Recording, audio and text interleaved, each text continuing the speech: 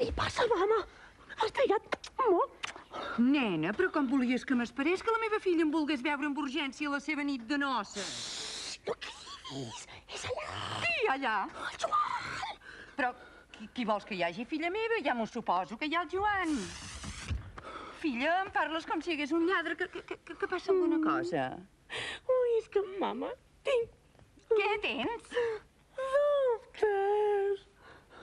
Dubtes del Joan. Filla meva, em sembla que has fet tard. Això ho haguessis hagut de dir a l'església. Mama, no són aquests dubtes. És que què supos que hem de fer el Joan i jo aquesta nit? Ai, Quimeta, filla, quines coses de preguntar. Però que no t'ho van explicar en el curs de preparació matrimonial a la parròquia. És que és des d'aleshores que tenia els dubtes. Em van parlar de comunió, genial o genital consumadora.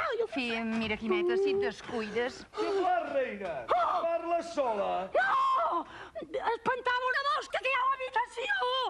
Ja te taparem Veiem, filla meva, veiem. Mira, la nit de núvies... Peixet.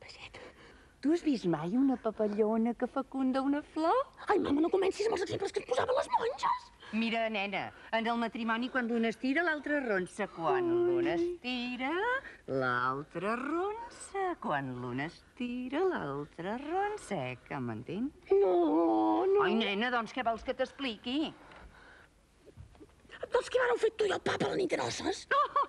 No vull desanimar-te. Ho veus? Les meves amigues tenien raó. I què deien les teves amigues? És una cosa terrible. Ai, nena, no siguis bleda.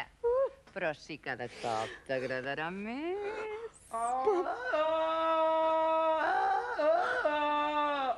Quimeta, prepara't! No em deixis ara, mama, no em deixis. Nena, mira, vosaltres poseu-vos juntets i compteu fins a 100, eh?